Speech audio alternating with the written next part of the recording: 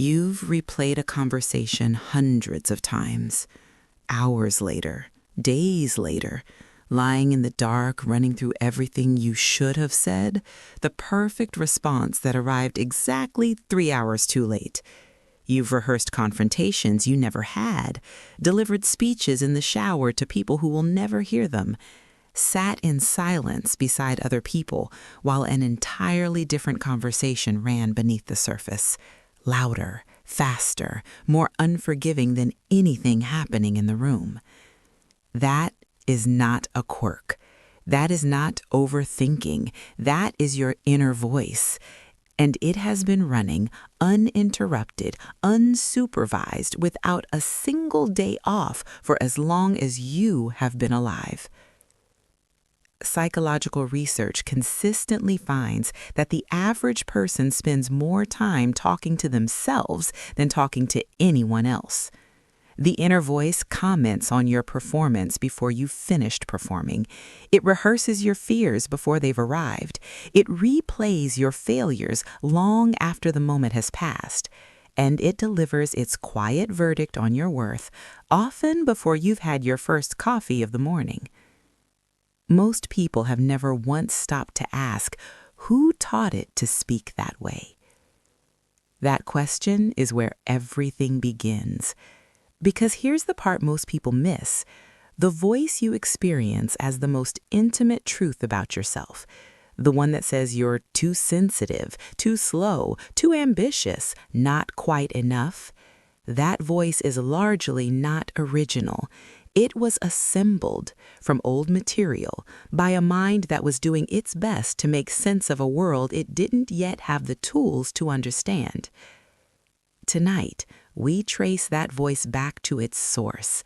We examine what it actually does to you in your body, in your decisions, in the quiet ceiling-staring hours when everyone else is asleep. And we begin to ask the question that changes the entire relationship. If this voice was built from the outside, does it actually have the authority it claims? We are not here to silence it. Silence was never the goal. We're here to find out if it's been telling the truth. Most people assume the inner voice is just thinking. It isn't, and the distinction matters more than almost anything else in this conversation. When neuroscientists map what happens in the brain during inner speech, something unexpected appears. You activate many of the same regions that fire when you're speaking with another person. The language centers, the social cognition networks, the areas responsible for emotional processing and self-referential thought. In a very real neurological sense, the inner voice is not a monologue, it is a relationship. You are simultaneously the speaker and the listener, the one delivering the verdict and the one who must live inside it afterward. Most people never connect these two things. They notice that they feel anxious, small, or stuck without tracing those feelings back to the voice that was running 10 minutes before. The inner voice operates in distinct modes, and understanding them changes what you're actually dealing with. There's the dialogic mode, where you argue both sides of a decision, weigh options, play devil's advocate against yourself. There's the condensed mode, rapid shorthand thought that moves faster than language, arriving more as impression than sentence. And then there is the evaluative mode, the one that watches you live and delivers its judgment. That third mode is the one worth examining carefully, because the evaluative inner voice doesn't just describe, it decides. It decides whether you're capable before you've tried. It decides whether you deserve rest before you've asked for it. It decides in the half second between idea and action whether you are the kind of person who does that sort of thing. And here's the disturbing part. Most people never question those decisions. They arrive so quickly and with such apparent certainty that they feel less like opinions and more like facts about the world. There is also a built-in bias worth naming. The brain's ancient tendency to weight threats and failures more heavily than safety and success was essential when our ancestors needed to replay a near miss with a predator to survive. The problem is that the nervous system has not updated its software for the world we now inhabit, and so it replays a mildly awkward social interaction with the same biological urgency it once reserved for genuine danger. The mind treats an embarrassing moment like a lion in the grass. Most people spend their entire lives being chased by lions that no longer exist. The inner critic, the part that tells you you're too much, not enough, too slow, too sensitive, always falling slightly short, often speaks in borrowed cadences. This is the confrontation most people spend a lifetime carefully avoiding. The voice you experience as your most intimate truth was largely assembled from the outside. It carries the syntax of old authority, the rhythm of a parent's impatience, the temperature of a teacher's dismissal, the quiet, consistent message of a culture that handed you a mirror before you could speak and told you before you had any basis for argument how to look into it. Attachment researchers describe a process called internalization. From the very beginning of development, we don't just absorb information from the people around us, we absorb relational patterns, the way safety was given or withheld, the conditions under which we were accepted, the implicit rules for what made us enough. These patterns don't stay external, they migrate inward, they become the voice. Here is what makes this so difficult to see. The internalization doesn't arrive as memory, it arrives as conviction. You don't remember being told your emotions were inconvenient. You simply find yourself, decades later, apologizing for having them. You don't remember the specific moment you were taught that asking for help was weakness, or that your particular way of existing in the world was a problem to be managed. You just carry somewhere below conscious thought the bone-deep sense that these things are true, unexamined, load-bearing, as automatic as breathing. And culture builds the voice too. The social messages about which bodies, which backgrounds, which ways of moving through the world are more or less worthy, those messages do not remain politely outside the psyche. They move in. They become residents. The voice that whispers, "You don't belong here," in a room full of people who look nothing like you, or "Who are you to want this?" in the face of an ambitious desire, that voice has an origin. It can be traced. Understanding this does not dissolve the voice overnight. That would be too clean, too fast, and frankly too easy for something that was built over years. But it does something more important. It creates distance. The voice is not a verdict handed down from some oracle of truth. It is a construction assembled from available materials by a mind doing its best to survive. And if it was built, it can, with patience and the right attention, be rebuilt. Not all inner voices are the same. Most of us treat the inner voice as a single, unified thing. We either trust it completely or we try to silence it completely. But there are two fundamentally different modes of inner observation, and understanding the difference between them is one of the most quietly practical things a person can do. The inner critic is a prosecutor. It builds its case selectively, always choosing the evidence that confirms the verdict it has already decided on. It ignores mitigating circumstances.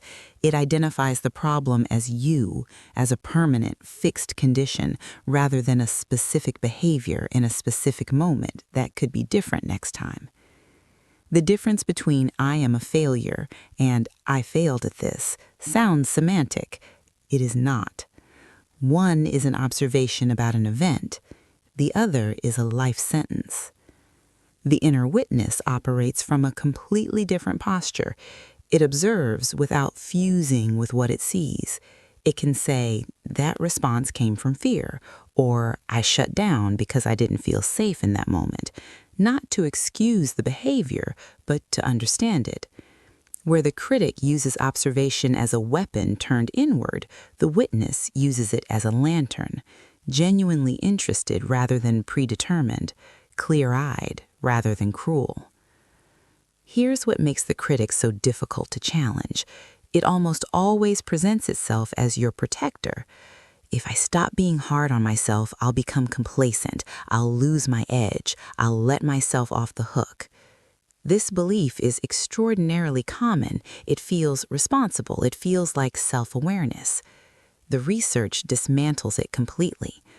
Harsh self-criticism consistently increases anxiety, reduces cognitive flexibility, and narrows the capacity for learning from failure. The person under internal attack does not expand, they contract. The mind at war with itself does not create, it defends. Most people never notice this because they've never experienced the alternative long enough to compare. Self-compassion, treating yourself with the same basic courtesy you'd extend to someone you genuinely cared about, is not the enemy of excellence. It is not self-indulgence dressed in therapeutic language. People who maintain a compassionate relationship with their own failures recover faster, try again sooner, take greater creative risks, and ultimately go further than those who use cruelty as a motivational strategy. Kindness was never the obstacle. The critic convinced you it was. There is a version of your inner voice you have never said out loud. Not because it can't be spoken, but because part of you worries that if you say it to another person, they'll quietly agree. I don't think I'm actually a good person. I've wasted time I'll never get back.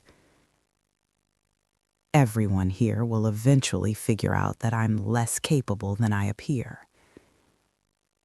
I am fundamentally, constitutionally, irreparably too much or not enough, and I have been performing adequacy for so long I'm not sure what's real underneath. These are not rare thoughts. They are nearly universal. The clinical research on automatic negative thoughts, the involuntary, habitual patterns of self-directed cognition, reveals that these exact categories arise across demographics, cultures, and life circumstances with remarkable consistency. Thoughts of worthlessness, of fundamental defectiveness, of anticipated abandonment, of being an imposter in one's own life. The packaging differs from person to person. The core content is almost identical. You are not uniquely broken in this.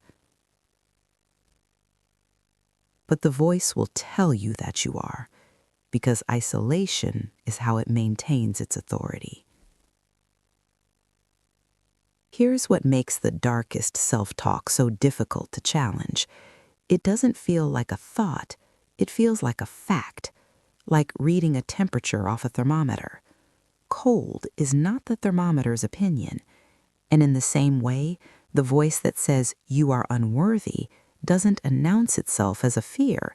It announces itself as a report from reality. Psychologists call this cognitive fusion, the process by which we become so merged with the content of a thought that we lose the space between the thinker and the thought. In a fused state, I am a failure and the self are experienced as one. There's no gap, no questioning. The thought is not evaluated, it is inhabited.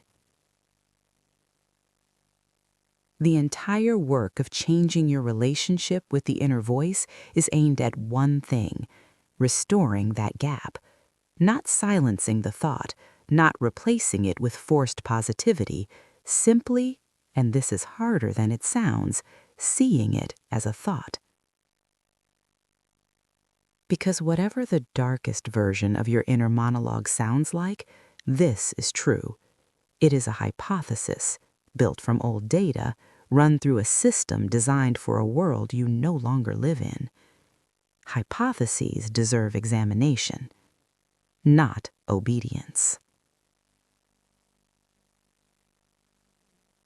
The most common misunderstanding about changing self-talk is this: People think the goal is to replace the negative voice with a positive one, install an upgrade, tell yourself you're wonderful until you believe it, flip the switch.